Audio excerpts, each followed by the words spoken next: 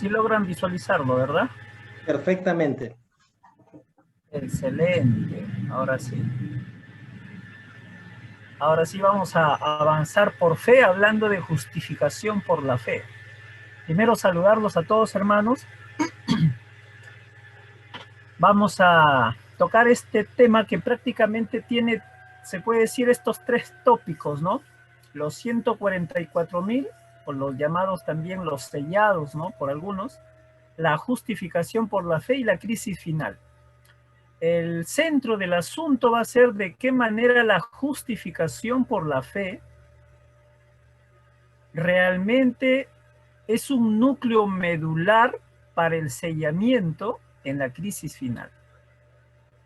Eso es lo que vamos a tratar de apuntar en esta noche. O sea, en sí la exposición no se va a enfrascar en detallar los eventos finales que nosotros conocemos, ¿no? Y hemos escuchado tanto en la iglesia. La idea no es centralizarse tanto en cómo se darán los acontecimientos, los eventos finales, no es explicar cada una de las partes, sino especialmente hacer que el tema de la justificación por la fe, cómo es el núcleo esencial para el proceso del sellamiento, ¿no?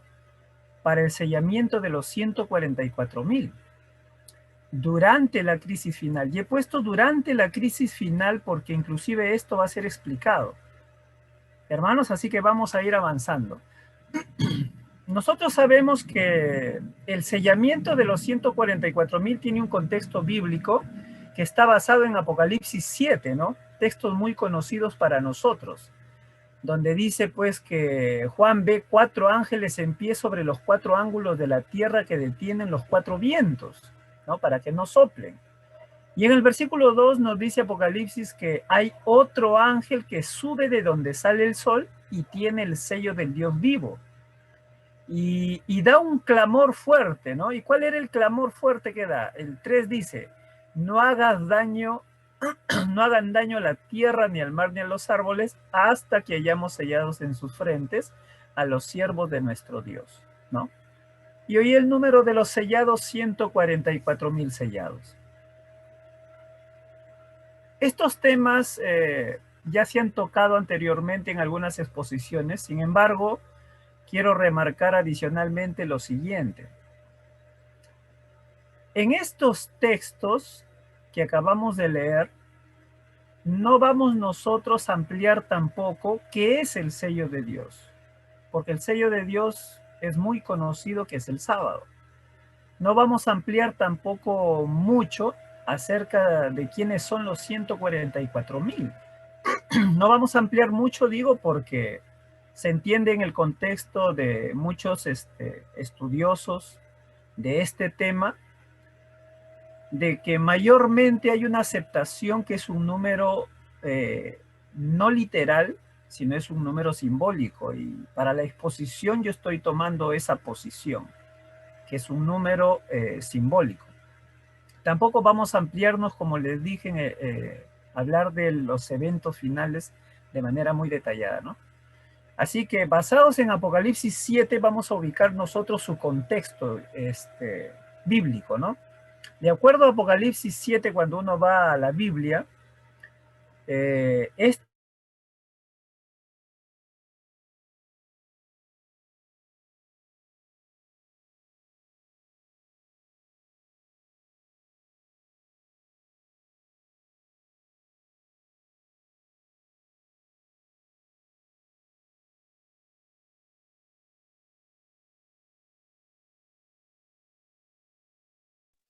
Mi audio.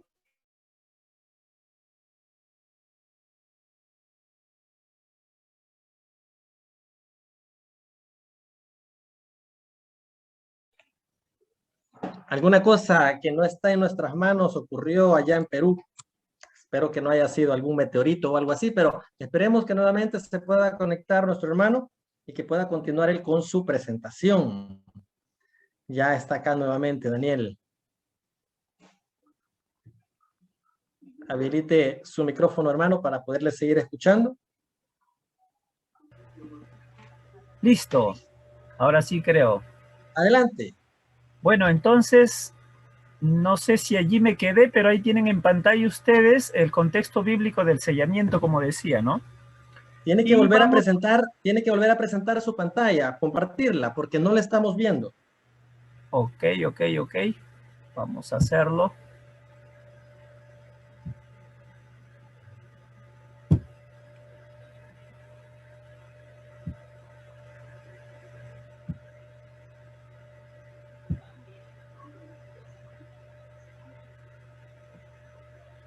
Ahora sí creo, ¿no? ¿Sí hace? Adelante, ahora sí. Excelente. Muy bien, entonces hablaba de que el sellamiento tiene un contexto bíblico y ese contexto bíblico está especialmente ubicado en el marco de los 7 sellos, de las cuales el sellamiento se da en el intervalo del 6º sello, ¿no? Ahora, el 6º sello en Apocalipsis 6, versículos 12 y 13 nos muestra 3 acontecimientos especiales, ¿no? Que en la historia se han remarcado muy bien, inclusive sustentado históricamente por estudiosos. Tampoco voy a ampliar mucho eso, pero la Biblia nos señala esos 3. El gran terremoto, que es conocido también como el gran terremoto de Lisboa, 1755, el sol oscuro y la luna como sangre en el año 1880, y la caída de las estrellas, que se dio en el año 1833. Eso es lo que marca Apocalipsis 6, versículos 12 y 13. Pero también Apocalipsis 6, versículos 15 al 17, nos muestra con toda claridad la venida, se puede decir, de Jesús, ¿no? La cual especialmente remarca cómo los impíos se esconden en las cavernas de las peñas y las montañas, ¿verdad? Y dicen, escóndanos del rostro de aquel que está sentado en el trono, ¿verdad? Y que simplemente nosotros entendemos como la segunda venida de Cristo. Lo cual nos enseña algo especial, pues, ¿no? De que pasado ese evento, en Apocalipsis 8.1 se muestra ya la apertura del 7º sello, ¿no? Que es el silencio en el cielo como por media hora. Eso nos permite darnos cuenta de que cuando nosotros hablamos del sellamiento, hablamos que ella está antecedida antes de que caigan las plagas o se manifieste la ira de Dios, lo cual a la vez significa que los vientos que están siendo detenidos están siendo soltados. Si los vientos están siendo soltados, si las plagas empiezan a caer, nosotros podemos concluir que se está cerrando la gracia. Y si la gracia se cierra, termina ¿qué cosa? El sellamiento. ¿Eso qué nos enseña? Que el sellamiento está antes del cierre de la gracia, y cuando nosotros vamos a la historia podemos remarcar un poquito más cuándo empieza. Pues las visiones del linaje de Huay que se dieron entre los años 1847 y 1849, donde ella recibió la visión del santuario, pasó al lugar santísimo, vio los muebles, vio la ley, vio el arca con la ley, ¿no?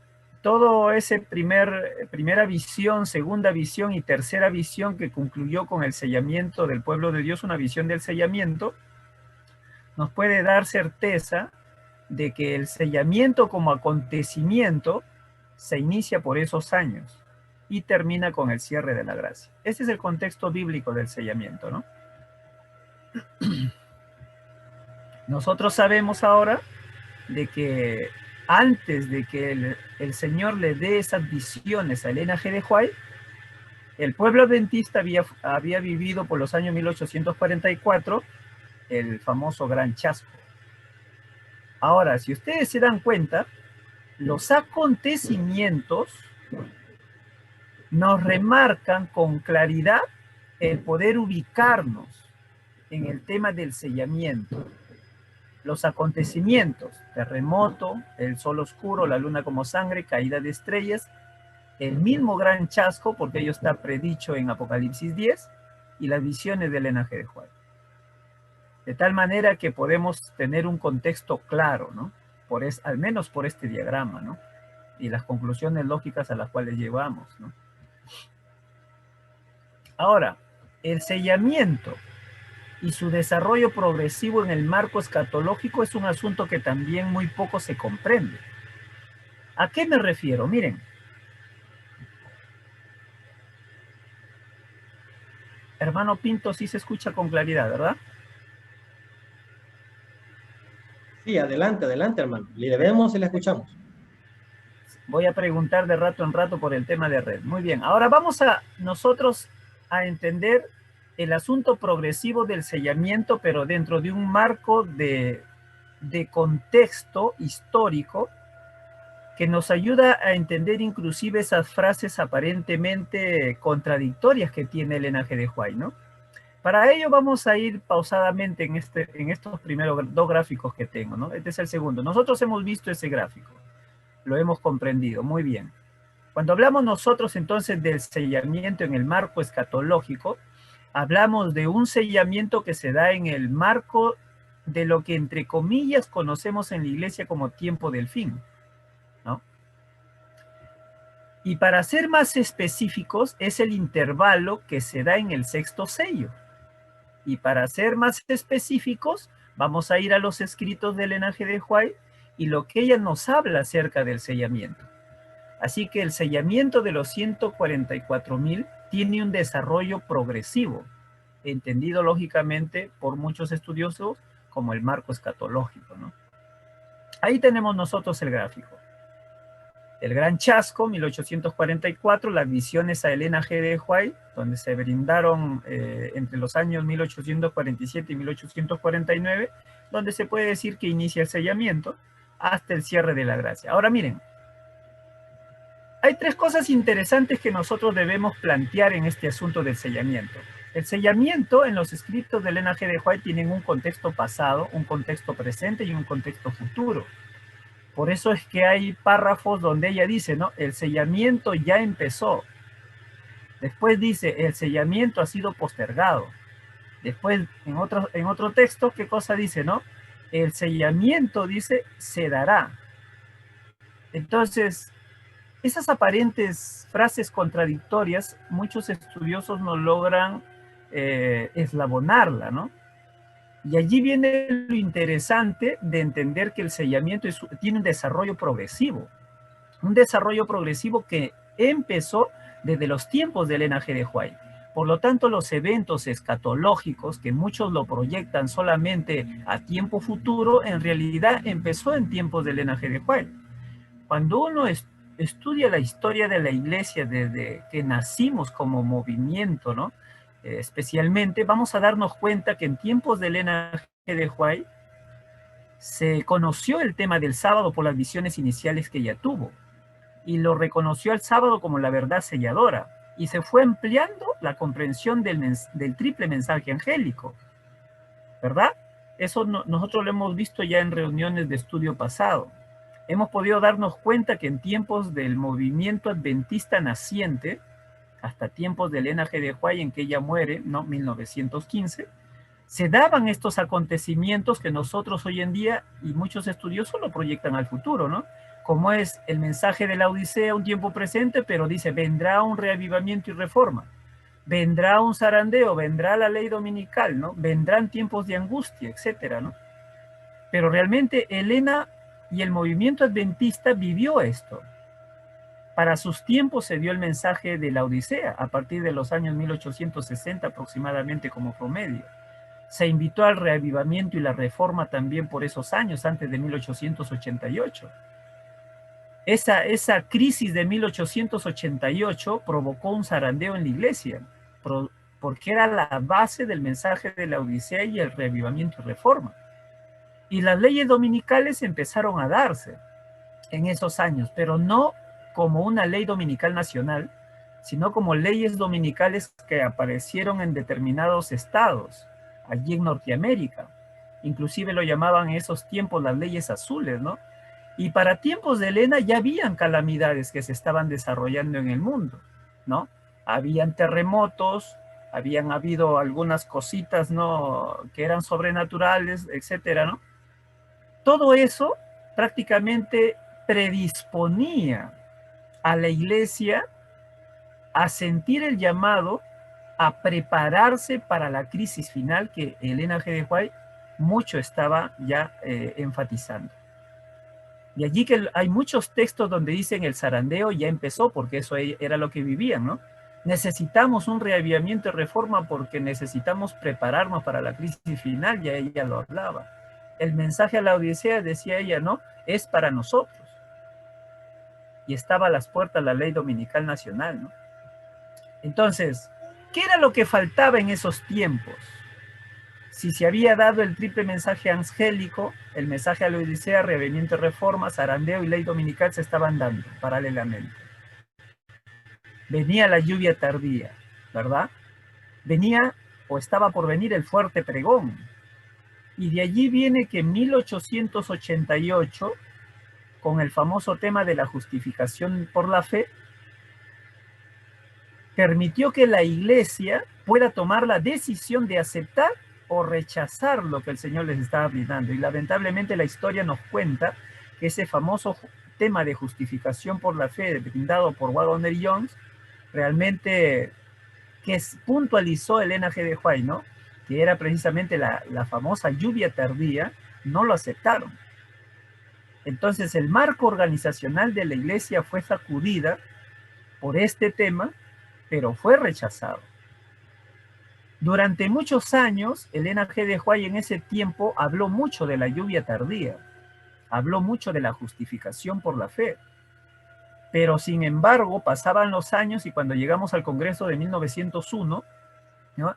Ella tiene una visión donde hablaba acerca de ese Congreso, dice lo que pudo ser, pueden verlo ustedes estas cosas en eventos de los últimos días, ¿no? Dando a entender que Dios quería derramar su espíritu, pero el pueblo no reunía las condiciones para recibirlo. Entonces ella dice lo que pudo ser. Y cuando ella habla de la lluvia tardía, cuya base es la justificación por la fe, ella da a entender pues que al no aceptar la lluvia tardía y la justificación por la fe, el pueblo no contaba con el poder necesario para alcanzar al mundo. Por eso ella decía lo que pudo ser, ¿no? Entonces el fuerte pregón fue retenido. Ahora, cuando nosotros hablamos de estas dos cosas, ¿qué era lo que se retuvo en realidad? Y como ustedes pueden volver a ver ahí lo que cae en pantalla, se retuvo en realidad la famosa crisis final, la cual está en la Biblia simbolizado por los vientos retenidos de Apocalipsis 7. Ahora, esta crisis final, estos vientos retenidos, ¿cuándo podrán retomarse? Con la famosa ley dominical nacional que nunca se dio en tiempos de Elena G. de White. ¿No? La ley dominical nacional permitirá ¿qué cosa? ¿No? Permitirá que vuelva a retomarse los eventos que fueron retenidos. Por eso es que nosotros, antes de que se desate la crisis final, estamos aquí en este espacio, entre los congresos y la futura ley dominical de carácter nacional. Todo eso, todo el tiempo presente que nosotros tenemos, desde Elena hasta hoy, es el tiempo que Elena le llama tiempo de tregua, tiempo de respiro, tiempo de gracia, tiempo de predicación, tiempo de purificación. Es el famoso tiempo de preparación. ¿Preparación para qué? Para la crisis final. ¿Cómo aperturará eso? La ley dominical. Eso desencadenará el que se retome o se revitalice los eventos finales que fueron retenidos. De allí que en los textos de Elena, tú encuentras hablando a Elena acerca de por ejemplo, del zarandeo, como hablando en tiempo pasado, hablando en tiempo presente y hablando en tiempo futuro. Hablando de la lluvia tardía, lo habla como tiempo presente, porque entre 1888 y 1901, ella hizo énfasis en que deberíamos nosotros recibir la lluvia tardía. Pero al no darse la lluvia tardía, pues se puede decir, fue postergada por la misma condición en la que el pueblo se encontraba. Fue retenido el fuerte pregón, y ahora nos toca a nosotros pues este tiempo, como ella dice, de peregrinación, donde la culpa no es de Dios, sino de nosotros. Vas a encontrar texto donde ella habla en tiempo presente y vas a encontrar especialmente de los eventos finales como hablando en tiempo futuro. Entonces, recordemos, ¿no? Hay un contexto pasado, hay un contexto presente y hay un contexto futuro. Ahora, miren lo que nosotros, cuando hablamos del sellamiento, encontramos en los escritos de Elena G. de White. Esta es una visión de ella, por ejemplo, en 1849, donde recibió la visión del sellamiento, ¿no? Ella dice, fui arrebatada en visión, ¿a dónde? Al lugar santísimo, y vi a Jesús intercediendo por Israel. Voy a leer lo que está resaltado en colores, ¿ya? Vi que Jesús no dejaría el lugar santísimo antes de que estuviesen decididos todos los casos. Que la ira de Dios no podía manifestarse mientras Jesús no hubiese concluido su obra en el lugar santísimo. Se puede decir en este primer párrafo que vemos a un Jesús intercediendo por Israel en el lugar santísimo. Jesús no dejaría el lugar santísimo antes que estuviesen decididos todos los casos, y que la ira de Dios no podía manifestarse mientras Jesús no hubiese concluido su obra en el lugar santísimo. El contexto posterior de esa misma cita sigue diciendo, ¿no? Los 4 ángeles tienen poder de Dios para retener los 4 vientos. Aquí está señalando Apocalipsis 7, ¿no? Y que estaban, dice, ya a punto de soltarlos. Mientras aflojaban las manos y cuando los 4 vientos iban a soplar, los misericordiosos ojos de Jesús vieron al pueblo remanente, que dice, todavía sin sellar. Y alzando las manos hacia su Padre, intercedió con él. En consecuencia, se mandó a otro ángel que fuera velozmente a decir a los 4 que retuvieran los vientos hasta que los siervos de Dios fuesen sellados en la frente. ¿Qué podemos encontrar aquí como resumen? 4 ángeles que tienen poder de Dios para retener los vientos y que estaban a punto de soltarlos. 4 ángeles que aflojaban las manos y cuando los vientos iban a soplar, los misericordiosos ojos de Jesús vieron, dice, a su pueblo sin sellar. Ojo. Y alzando las manos hacia su Padre, dice, intercedió con él. Si ustedes se dan cuenta, Elena G. de White relaciona la retención de los vientos ¿con qué, hermanos? ¿Con qué lo relaciona? Y aquí viene lo interesante. La obra final del sellamiento, que se da mientras los vientos se retienen, está directamente vinculado con la obra intercesora de Jesús, su obra mediadora, en el lugar santísimo. La obra entonces de Jesús en el lugar santísimo no es solo una obra de juicio investigador. Ustedes saben que cuando nosotros hablamos del evento de 1844 para adelante, como iglesia mucho enfatizamos la obra de Jesús como un juicio investigador, ¿verdad? Eso es lo que más se habla. Dice, nuestros casos están siendo decididos en los cielos, ¿no? Se enfatiza mucho eso, pero debemos comprender también que esta es una obra de intercesión, o sea, una obra mediadora. La pregunta sería, ¿esta obra mediadora con qué se relaciona? O sea, ¿solamente Jesús hace una obra de juicio investigador? Si él hace una obra de intercesión o mediación, ¿con qué se relaciona esa actividad? Y aquí viene lo interesante, miren lo que dice esta cita, ¿no? El archiseductógrafo aborrece las grandes verdades que hacen resaltar la importancia de un sacrificio expiatorio y de un mediador todopoderoso. Miren la obra del diablo. Dice, él aborrece estas cosas, ¿verdad? La de un mediador, dice, todopoderoso.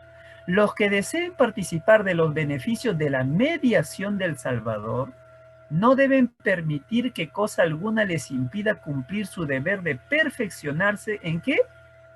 En la santificación, en el temor de Dios. Mejor dicho, hermanos, hace un énfasis en la obra mediadora de Jesús para que su pueblo se perfeccione ¿en qué? En la obra de santificación. Miren esta otra cita. Dice, hay una obra que realizar y debe hacerse todo esfuerzo posible para revelar a Cristo como el Salvador que perdona. Después dice, a Cristo como expiación por el pecado. Mientras los ángeles retienen los 4 vientos, debemos trabajar con toda nuestra capacidad y debemos entregar nuestro mensaje. Ojo, se retienen los vientos, hay una obra mediadora, Jesús intercede para santificar, por lo tanto dice, ese es un Cristo no solamente que perdona, sino que expía el pecado. Por lo tanto, ese conocimiento nosotros debemos también, dice, entregarlo como mensaje sin demora. Y después dice, mire, la familia humana necesita una renovación moral, una transformación del carácter a fin de poder subsistir en la presencia de Dios. Y esto es, hermano, algo grandioso. ¿Por qué? La necesidad de llevar un mensaje al mundo de un Cristo que perdona, un Cristo que expía el pecado, es porque la misma familia humana necesita renovarse moralmente. Necesita una transformación ¿de qué dice? Del carácter. Si el mundo no se renueva moralmente y no transforma su carácter, no podrá subsistir en la presencia de Dios. Y cuando habla de la familia humana, es el mundo, como llamamos comúnmente, y la iglesia. Si aquí no hay pero que valga, ambos necesitamos eso. Por lo tanto, el énfasis de la mediación tiene que ver con la renovación moral y con una transformación del carácter que nuestras vidas necesitan. Esta otra cita, miren lo que dice. Todos los que deseen que sus nombres sean conservados en el libro de la vida, deben ahora, en los pocos días que nos quedan de este tiempo de gracia, afligir nuestras almas ante Dios con arrepentimiento y dolor por los pecados. Hay que escudriñar honda y sinceramente el corazón.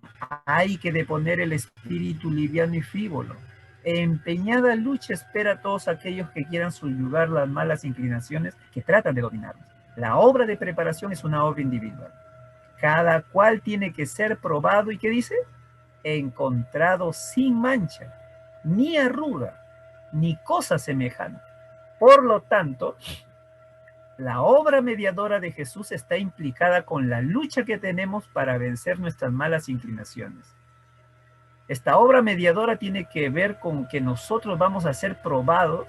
¿Para qué? Para ser encontrados sin mancha, ni arruga, ni cosa semejante. Interesante, ¿no, hermanos? Puntos a tomar en cuenta en esta primera parte. Miren, la escatología de la perspectiva bíblica es lo que llamamos el tiempo del fin. El sellamiento que se da en el marco escatológico, que es el tiempo del fin, abarca desde las visiones de sellamiento dadas a Elena G. de White hasta el cierre de la gracia, es lo que hemos venido viendo. El retén de los cuatro vientos impidieron el inicio de la llamada crisis final a causa de no haber alcanzado la santidad requerida para ser sellados. El sellamiento tiene un desarrollo, por lo tanto, progresivo en el marco del tiempo del fin, donde se muestra el retén de los cuatro vientos con el propósito que Cristo cumpla por su gran amor y misericordia una labor sacerdotal de santificación por su pueblo. Un tiempo de gracia mediadora concedido sobre sus hijos para desarrollar caracteres semejantes al de Cristo. Esto es lo que hay que resaltar, ¿no? Los cuatro vientos detenidos, ¿para qué?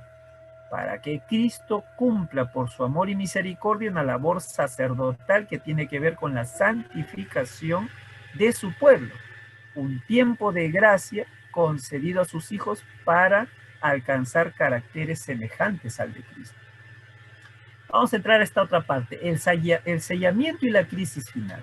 Miren, nosotros habíamos visto el gráfico, ¿se acuerdan? Cuando hablamos ahora sí de nosotros de la crisis final, estamos hablando de las citas de Elena en el contexto futuro. Recordemos que hubo un tiempo presente, la iglesia no pudo alcanzar a aceptar la lluvia tardía por medio del mensaje de la justificación por la fe, por lo tanto los eventos se retuvieron, el fuerte pregón no se dio, la crisis final no se desató, se estancó la ley dominical y Dios, de acuerdo a lo que hemos llegado hasta aquí, por misericordia retiene los vientos.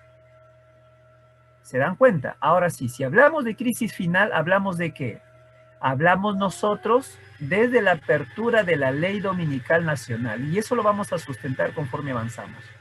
Hablamos que a partir de allí los eventos finales se revitalizarán, pero eso está precedido por un tiempo presente que es el que vivimos, y ese tiempo presente pues es el tiempo de los vientos retenidos.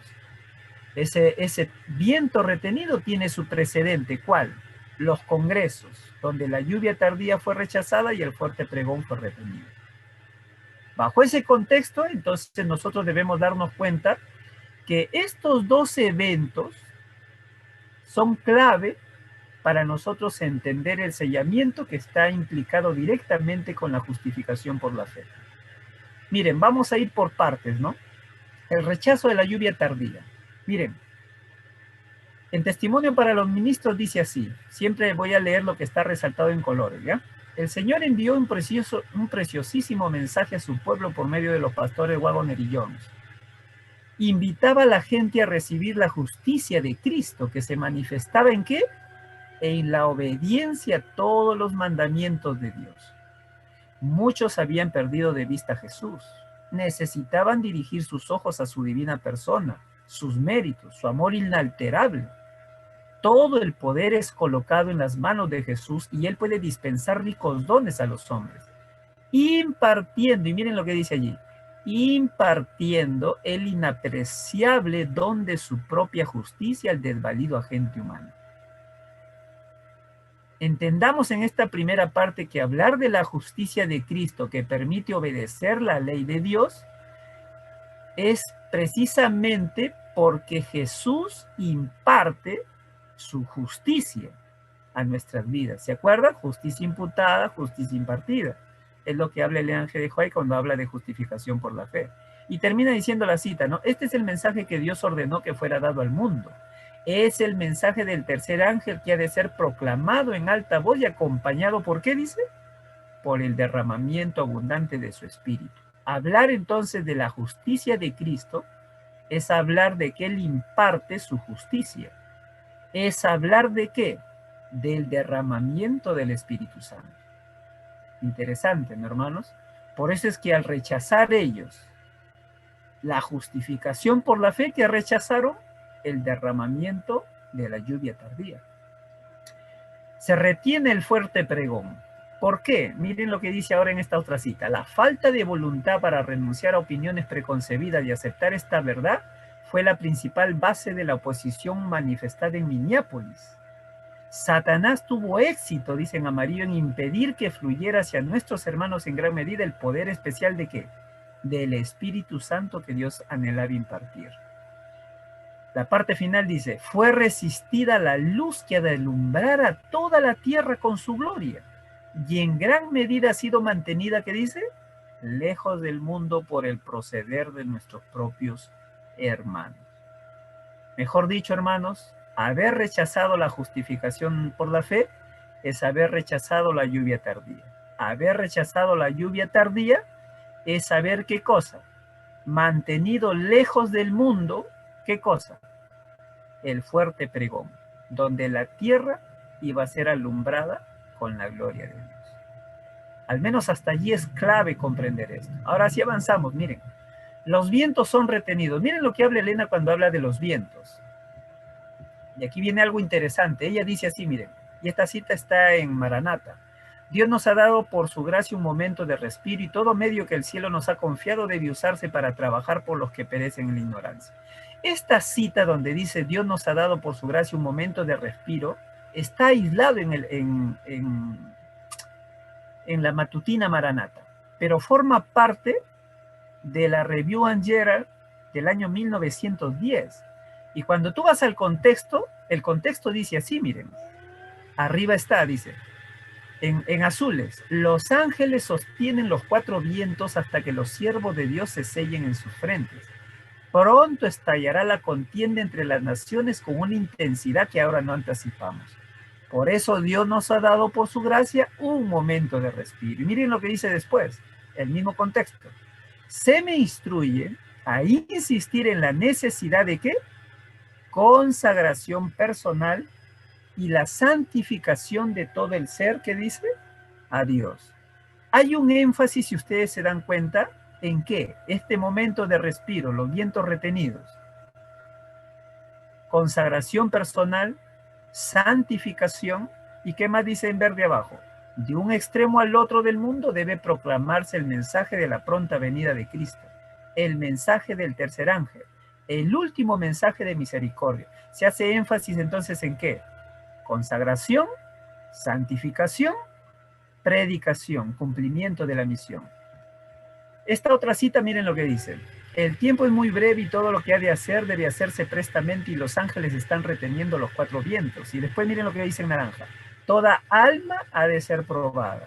Todo defecto del carácter, a menos que sea vencido por la ayuda del Espíritu, llegará a ser un seguro medio de destrucción. El énfasis entonces, ¿en qué está? El carácter. El carácter debe ser un elemento primordial. Y todo defecto debe ser vencido, de lo contrario, es un medio de destrucción. Miren lo que dice esta otra cita. Queda, por así decirlo, un poco de tiempo. No existe una conflagración general. Los cuatro vientos son detenidos. ¿Y después qué dice? Entonces las potencias de la tierra dispondrán sus fuerzas para la última gran batalla. Oh, interesante, ¿no? Satanás está ocupado diligentemente en la preparación de sus planes para el postrer gran conflicto donde todos definirán sus posiciones. Miren, a tiempos de vientos retenidos, Satanás está preparando todo para el gran conflicto. Podemos resumirlo así. Viene una escena de contienda, ¿verdad? Satanás prepara todo para el último gran conflicto. Queda poco tiempo. Cada alma será probada. Por lo tanto, debemos entregar nuestro mensaje sin demora y todo defecto del carácter debe ser vencido por la ayuda del Espíritu de Dios. Vamos a entrar, miren, a esta parte. La ley dominical desata la crisis final. Dice, la sustitución de leyes humanas en lugar de la ley de Dios, la exaltación del domingo prescrita por una simple autoridad humana en reemplazo del sábado bíblico, es el último acto del drama. Es el último acto del drama. ¿Cuál? Ley dominical. Pasamos a este. Como pueblo no hemos hecho la obra que Dios nos ha confiado. No estamos listos para la crisis que nos impondrá la promulgación de la ley dominical. ¿Se acuerdan que les decía que en sus tiempos ya habían leyes, pero eran en algunos estados? Y ella ya avisoraba la crisis porque iba a haber una ley dominical nacional. Esta cita es del año, miren, 1889. Y después vuelve a recalcar, miren, puede ser que un momento de respiro sea concedido todavía al pueblo de Dios para que despierte, deje brillar su luz. Si nuestro pueblo conserva una actitud indiferente, Dios no podrá, dice, derramar su espíritu sobre él y sus miembros no estarán preparados para cooperar con él. Esta otra cita, miren lo que dice. Los ministros y el pueblo necesitan el poder convertidor y la gracia antes que puedan subsistir en el día del Señor. Hermanos, ¿cómo podemos resumir esto? La exaltación del domingo en reemplazo del sábado bíblico constituye el último acto del drama. Como pueblo no hemos hecho la obra que Dios nos ha confiado. Eso está, miren, desde tiempos de Elena. Con una actitud indiferente, Dios no podrá derramar su espíritu y no estaremos listos ni preparados para cooperar con él. Los ministros y el pueblo necesitamos, ¿qué cosa? El poder convertidor y la gracia de Dios para subsistir en el día del Señor. Y yo quiero, hermanos, hacer énfasis en esto. Ministros y pueblo, o sea, aquí no es el asunto del liderazgo solamente. La iglesia. Si leemos la historia de la iglesia, vamos a encontrar que en tiempos de Elena se vivían muchas crisis espirituales. Hoy en día, eso todavía no lo superamos. Así que no intentemos echarle solamente la culpa al marco del liderazgo, porque ella enfatiza que ambos lados, el liderazgo y el pueblo, necesitamos del poder convertidor divino y la gracia. Si nosotros no aprovechamos la gracia divina en este tiempo de respiro, dice, no podremos subsistir en el día del Señor. El pueblo de Dios y la crisis finales son en los eventos finales. Esta parte yo lo quiero avanzar rápidamente para entrar a la parte final y a la vez central. Se revive el mensaje de la Odisea. Miren, vamos a hablar ahora de los eventos futuros, ¿no? Que están de la mano con tiempo de Elena G. de White a la vez, pero son aplicables. Ella dice, hablando del mensaje de la Odisea, vi que este mensaje ha sido dado para despertar al pueblo de Dios y mostrarles sus hierros, conducirlos a un fervoroso arrepentimiento, para que sea bendecido por la presencia de Jesús y esté preparado para la predicación en alta voz del tercer ángel. Mensaje a la Odisea, preparación para la voz del tercer ángel, despertar al pueblo de Dios. Ahora miren, ¿por qué se dio el mensaje a la Odisea? ¿Por qué se mantiene aún? Dice, la parte final en amarillo, si el mensaje hubiese sido de corta duración, como muchos de nosotros suponíamos, no habría habido tiempo para qué. Interesante, hermanos. Graben bien esto, miren. El mensaje de la Odisea tiene tiempo, ¿por qué? Porque es necesario para desarrollar ¿qué cosa? Nuestro carácter. El problema entonces de la iglesia en esos tiempos y en nuestros tiempos es este. No hemos desarrollado, como Dios lo espera, nuestro carácter. Los individuos son probados, dice, durante cierto tiempo para ver si quieren sacrificar sus ídolos y escuchar el consejo del testigo fiel. Miren lo que dice amarillo al final. Los que resisten en cada punto, soportan cada prueba y vencen a cualquier precio que sea, han escuchado el consejo del testigo fiel y ¿qué más? Recibirán la lluvia tardía y estarán preparados ¿para qué? Para la traslación. Mejor dicho, el mensaje a la Odisea es un mensaje que a la iglesia lo prueba. Y si nosotros vencemos, hemos escuchado la voz del testigo fiel, o sea, de Jesús, y recibiremos la lluvia tardía. Si no hacemos el caso al mensaje a la Odisea, no la recibiremos. No estaremos preparados para encontrarnos con Cristo. Cuando ella habla, por ejemplo, y hoy en día mucho se utiliza esta cita, ¿no? Debe realizarse un reavivamiento y una reforma bajo la administración del Espíritu Santo. ¿Cuántas veces no hemos escuchado esta cita? Pero ustedes saben cuál es el contexto. El contexto está aquí, miren. Contra los ministros. ¿Qué más dice después? Y los miembros, Dios presenta graves acusaciones de debilidad espiritual cuando dice, yo conozco tus obras, no eres frío ni caliente. Y después, ¿qué dice? Dios demanda un reavivamiento y una reforma espiritual. A menos que suceda esto, los tibios serán cada vez más detestables para el Señor hasta que Él rehúse reconocerlo como a sus hijos. Ese es el contexto. Mejor dicho, hoy en día se entiende mal el reavivamiento y reforma. Dice, hay que clamar a Dios, clamar por el Espíritu. Todo el mundo quiere recibir el Espíritu. Pero no nos damos cuenta que para recibirlo necesitamos salir de la tibieza. El mensaje a la Odisea, por lo tanto, es un prerequisito para recibir el Espíritu Santo. No rompemos la tibieza como iglesia, no recibiremos individualmente la lluvia tardía. Cuando se habla de zarandeo, miren lo que dice acá. Pregunté cuál era el significado del zarandeo que yo había visto y se me mostró que lo motivaría el testimonio directo que exige el consejo del testigo fiel a la iglesia de la Odisea. Algunos no soportarán este testimonio, se levantarán contra él, y esto es lo que causará un zarandeo en el pueblo de Dios. ¿Acaso no saboreamos eso? Hoy en día, cuando hablamos mucho de carácter, de vida espiritual, de fervor, ¿no? Cuando hablamos nosotros mucho de preocupación por vencer nuestros defectos, no le gusta, o no nos gusta, mejor dicho, como iglesia, ¿verdad? Que nos toquen allí cuando algo tiene que ver con cosas que nosotros abrigamos o cosas que nosotros espiritualmente no marchamos bien. Si rechazamos el mensaje a la Odisea, esto nos llevará a que vivamos personal y colectivamente un zarandeo en el pueblo de Dios. Por eso es que entramos y salimos en la iglesia por los años y los años. Se bautizan, salen, se bautizan, salen. ¿Quiénes salen mayormente? Los que tienen problemas espirituales, ¿no?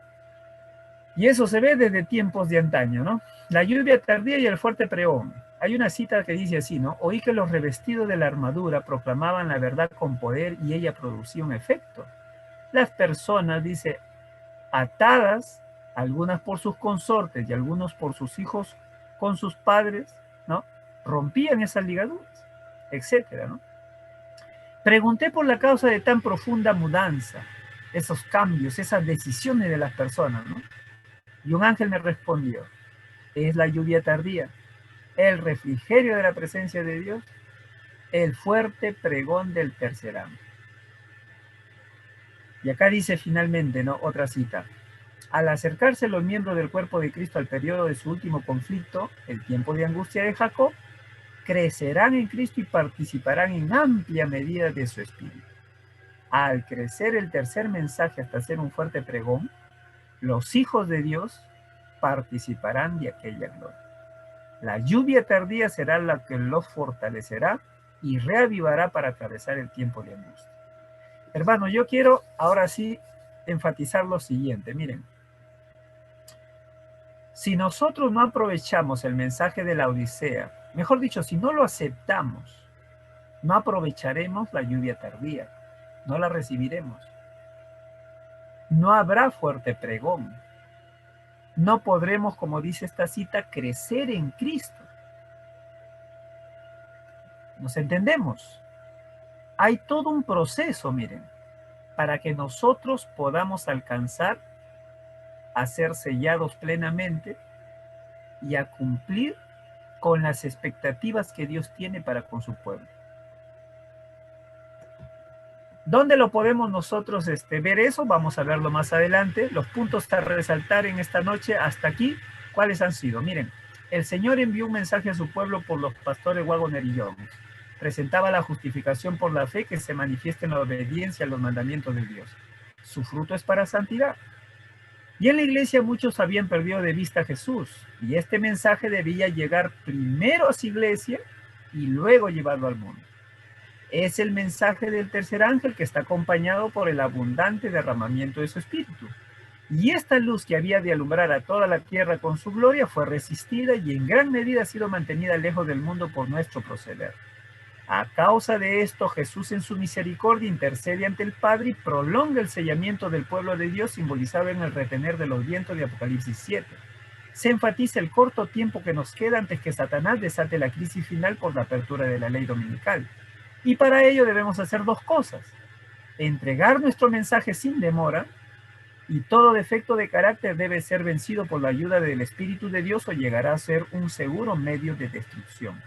Solo el mensaje de la Odisea, el despertar mediante el revivimiento reforma y el derramamiento progresivo de la lluvia tardía preparará al pueblo para el fuerte pregón y el encuentro con Cristo en su segunda venida.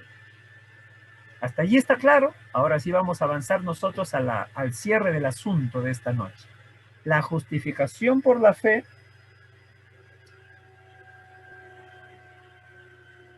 y los 144,000 durante la crisis final.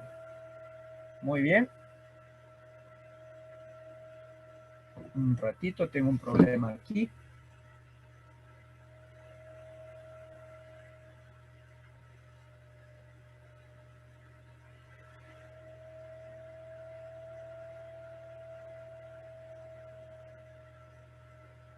Listo, avanzamos ahora sí. Miren, esta parte final de la justificación, ahora sí por la fe, y los 144,000, pero durante la crisis final, vamos a dividirlo en algunas partes, ¿ya? Como por ejemplo esta primera, la obra mediadora de Jesús.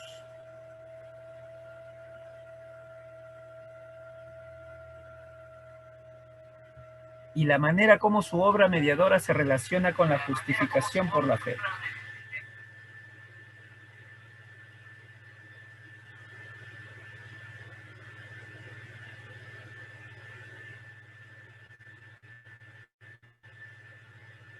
A ver, creo que allí me escuchan. A ver, hermano Pinto, ayúdame. Sí, hermano, le estamos escuchando. Adelante. Tengo problemitas con la red también de paso. Muy bien, seguimos entonces. Voy al celular. Voy a apagar un ratito, por favor, el audio de la laptop para que no sume.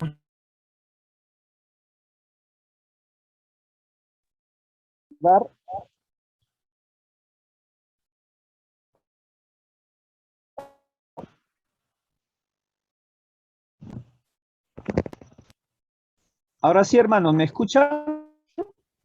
Adelante, con un poco de dificultad, pero sí se le escucha.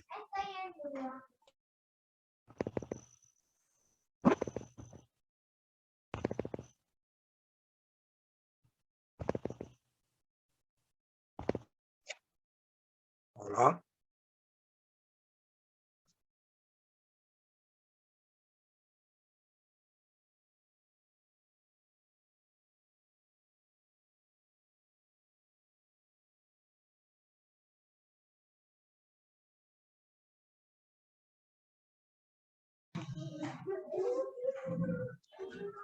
Ánimo, queridos hermanos. Alguna falla técnica está teniendo nuestro hermano Daniel desde su lugar de origen. Y ya dentro de un momento vamos a también a tener un tema desde otro país, desde otra parte de este hermoso planeta. Ya está en vivo, creo, Edward, Daniel. A ver, ahora sí creo ya agarró la línea de nuevo. Adelante entonces, hermano. Disculpen, hermanos, del tema de la red. A ver, ahora sí.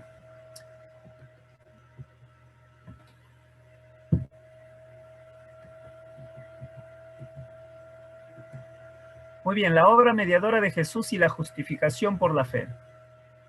Jesús está en el lugar santísimo para comparecer por nosotros ante la presencia de Dios. Allí no cesa de presentar a su pueblo momento tras momento como completo en él. Pero por estar así representados delante del Padre, no hemos de imaginar que podemos abusar de su misericordia, dice, ¿no? Y volvernos descuidados, indiferentes y licenciosos. Cristo no es el ministro del pecado. Estamos completos en él, aceptados en el amado, y miren lo que dice después al final. Únicamente si permanecemos en él. ¿Por qué? Por fe. Mejor dicho, relaciona la actividad de Jesús en el lugar santísimo con con algo especial. No solamente que somos aceptos en él, sino que dice debemos permanecer en él. Ojo, ¿eh? Después dice en esta otra cita, miren, es la fe la que nos une con el cielo y nos imparte fuerza para luchar. Interesante, ¿no? Es la fe la que nos une con el cielo y nos imparte, ¿qué dice? Fuerza. Nos imparte. En Cristo Dios ha provisto medios para subyugar todo rasgo pecaminoso y resistir toda tentación por fuerte que sea. Cada vez que un alma se convierte y aprende a amar a Dios y guarda sus mandamientos, dice, se cumple la promesa, os daré corazón nuevo y pondré espíritu nuevo dentro de vosotros. La transformación del carácter humano es un milagro que revela a quién, a un Salvador que vive eternamente y obra para rescatar a las almas. Dense cuenta, hermanos, que relaciona la fe con la obra de impartir poder y fuerza. ¿Para qué? Para transformar el carácter del ser humano. Esta otra cita dice, a fin de que el hombre sea justificado por la fe, debe alcanzar un punto donde domine los afectos e impulsos del corazón. Y mediante la obediencia, la misma fe es hecha perfecta. Es obra de la conversión y la santificación reconciliar a los hombres con Dios, poniéndolos de acuerdo con los principios de su ley. ¿Se dan cuenta la relación entre la obra de Jesús, poder para impartir a la obediencia? ¿Obediencia qué? Obediencia a la ley, que son los principios que nosotros conocemos como la ley moral de los 10 mandamientos. Esta otra cita, miren, no hay seguridad para el que tenga solo una religión legal, solo una forma de piedad. La vida del cristiano no es una modificación o mejora de la antigua, sino una transformación de la naturaleza. Este cambio puede ser efectuado únicamente por la obra del Espíritu Santo. Miren esta otra cita. Las Santas Escrituras enseñan claramente que la obra de santificación es progresiva.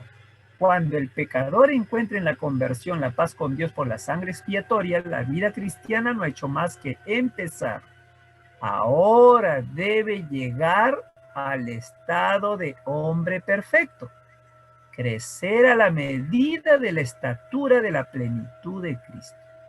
Ojo, aquí habla ahora de santificación como una obra progresiva y realza que no es suficiente encontrar una conversión inicial, porque eso no es otra cosa más que empezar.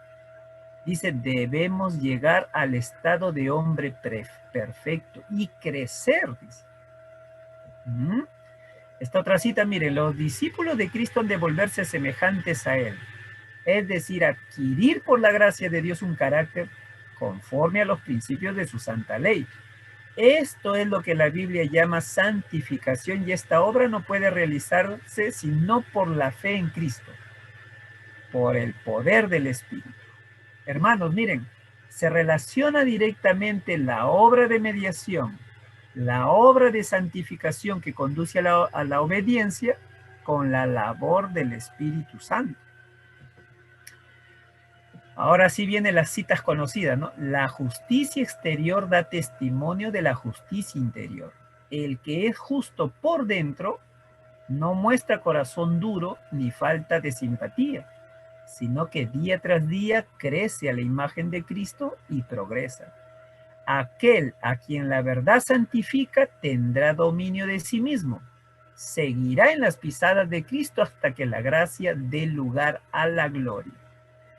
La justicia por la cual somos justificados es imputada. La justicia por la cual somos santificados es, ¿qué cosa? Impartida. La primera es nuestro derecho al cielo. La segunda, nuestra idoneidad para el cielo. Hermanos, cuando nosotros hablamos de la mediación de Cristo, vuelvo a recalcar, el énfasis se hace en el juicio investigador, como el momento por el cual se juzga las obras del ser humano para dictaminar un veredicto de salvación o de perdición. Pero nos estamos olvidando que esa obra sacerdotal implica una intercesión que relaciona el impartir el poder del cielo, el poder del Espíritu para que el hombre alcance a cambiar su carácter, desarrolle un carácter a la semejanza de Cristo. Mejor dicho, hablamos en los cielos de una justicia impartida, imputada, que es por la cual el Señor nos acepta como una primera etapa inicial, ¿no? Nos acepta y nos recibe como sus hijos, nos brinda el perdón, pero no queda solamente allí y termina allí. Hay una labor de intercesión para impartirnos su gracia y alcanzar la santificación, porque esa es nuestra idoneidad para el cielo. ¿Y cómo se muestra esa santificación impartida? ¿Cómo se muestra esa justicia impartida? Esa idoneidad para el cielo. Y arriba dice la cita en el contexto. ¿Qué dice? El que es justo por dentro, miren, no muestra corazón duro ni falta de simpatía. Yo me sorprendo cuando a veces en tantas redes sociales hay tantas discrepancias doctrinales que terminan los hermanos ofuscados, escribiendo o hablando cosas que muestran simplemente un carácter que no se está desarrollando para cumplir las expectativas que requiere el Señor para derramar su lluvia tardía. Cuando hablamos nosotros entonces de justificación por la fe, estamos hablando de justicia impartida que trae como consecuencia el cambio o la transformación de nuestra naturaleza a la semejanza de Cristo, de tal manera que nuestra vida reflejará esa humildad, esa paciencia, no habrá un corazón duro, no habrá falta de simpatía, creceremos a la imagen de Cristo. Porque simplemente la verdad que santifica nos lleva, como dice el texto aquí arriba en verde, a tener dominio sobre nosotros mismos y seguir las pisadas de Cristo. Ojo. Hablando de la justificación por la fe, especialmente miren esta cita de 1888, dice: el mensaje presente, la justificación por la fe, es un mensaje de Dios. Lleva las credenciales divinas porque su fruto es ¿para qué? Santidad. Tememos que algunos no hayan recibido su beneficio, no han abierto la puerta de su corazón a Jesús para darle la bienvenida como a huésped celestial. ¿Se acuerdan ustedes del mensaje a la Odisea? Cristo está a la puerta. ¿Por qué nosotros no hemos alcanzado la santidad requerida para terminar con un sellamiento final? Simple, Jesús todavía está a la puerta, por eso es que nuestra naturaleza no refleja el carácter de Cristo. Nuestros defectos espirituales, nuestros defectos de carácter siguen aflorando, porque no hemos estado preocupados por alcanzar esa semejanza. Y pensamos que somos salvos por una obediencia que no está basada en una justicia impartida, en una obediencia movida por el Espíritu de Dios. Y ahí hay un gran peligro. Miren la obra del Espíritu Santo en el proceso de justificación impartida o de santificación. Miren lo que dice esta cita, hablando del Espíritu Santo. Será el Espíritu Santo para que se lleve a cabo a través de sus etapas el proceso del crecimiento espiritual. La maduración del grano representa la terminación de la obra de la gracia de Dios en el alma. Mediante el poder del Espíritu Santo se ha de ¿qué? Perfeccionar en el carácter la imagen moral de Dios. La lluvia tardía que madura la cosecha de la tierra representa la gracia espiritual que preparará a la iglesia para la venida del Hijo del Hombre. Y miren lo que dice al final en amarillo. A menos que las primeras precipitaciones hayan hecho su obra, la lluvia tardía no podrá perfeccionar a ninguna semilla. Yo a veces me pongo a pensar y digo, no, ¿por qué nosotros como iglesia todavía no salimos de la tibieza? Y cuando uno evalúa su vida, yo evalúo mi vida y digo, claro, hay tantos defectos que vencer y nosotros no hacemos de repente el esfuerzo necesario para superarlo.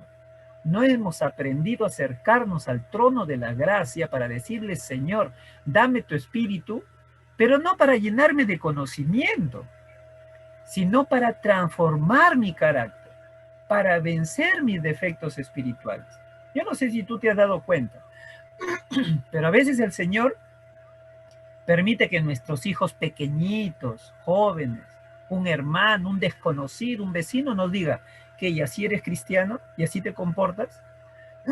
Y nosotros empezamos. No, pero ser cristiano no significa que yo me voy a dejarme pisotear. Y empezamos a justificarnos. O sea, nosotros no hemos aprendido a ver nuestras debilidades espirituales. Por eso es que la iglesia de la Odisea se caracteriza por ¿qué? Pobre, miserable, ciego y desnudo. Carecemos de esa vista especial que el Señor nos puede brindar por su Espíritu para ver nuestra propia condición delante del Señor. Eso quiere decir que estamos inclusive ni siquiera aprovechando la lluvia temprana. Porque la lluvia tardía lo único que hará es madurar el fruto. O sea, nuestro carácter logrará alcanzar la perfección requerida que el Señor demanda para darnos el sello final para enfrentar la crisis final. Si nosotros no hacemos eso, es muy peligroso decir que podemos alcanzar la salvación. Hermano Daniel, le voy a solicitar que podamos ir concluyendo en los próximos minutos para poder dar paso al siguiente exponente. Ah, excelente, hermano. Sí, gracias. Justamente con estas citas pensaba ya terminar. Adelante. Hermano, listo. Miren, esta otra cita dice, a menos que estemos avanzando diariamente en la ejemplificación de las virtudes cristianas activas, no reconoceremos las manifestaciones del Espíritu Santo en la lluvia tardía. Se necesita gracia divina al comienzo, gracia divina a medida que se avanza, y solo la gracia divina puede completar la obra. No hay lugar para que descansemos en actitud descuidada. Si no progresamos, si no asumimos la actitud necesaria para recibir tanto la lluvia temprana como la tardía, perderemos nuestras almas. Hermanos, y con esta cita finalizo. Miren, ¿cómo se relaciona la justificación por la fe con el sellamiento de los 144,000? ¿Y por qué digo con estas dos citas cierro? Miren, cuando nosotros hablamos del sello de Dios, ¿qué dice Elena G. de White? El sello del Dios viviente solo será colocado sobre los que son semejantes a Cristo. ¿En qué? En carácter. El sello de Dios, dice, nunca será puesto en la frente de un hombre o una mujer que sean impuros. Todos los que reciban el sello de Dios deberán estar sin mancha delante de Dios y ser candidatos para el cielo. Los que venzan el mundo, la carne y el diablo serán los favorecidos. ¿Estamos luchando con todas las facultades que Dios nos dio para alcanzar la medida de la estatura de hombres y mujeres en Cristo? ¿Estamos procurando su plenitud, conquistando una altura cada vez mayor en procura de la perfección de su carácter. Cuando los siervos de Dios alcancen este punto, serán sellados en sus frentes. Serán completos en él los que pertenezcan por creación y redención. Tan pronto como el pueblo de Dios sea sellado en su frente, no se trata de un sello marca que se pueda ver, sino un afianzamiento en la verdad, tanto intelectual como espiritual, de modo que los sellados, ¿qué dice?, sean inconmovibles. Y aquí finalicé, hermanos. Mucho nos ha robado tiempo la red, ha habido inconvenientes, pero allí vamos a finalizar. Miren, si yo quisiera hacer un resumen de la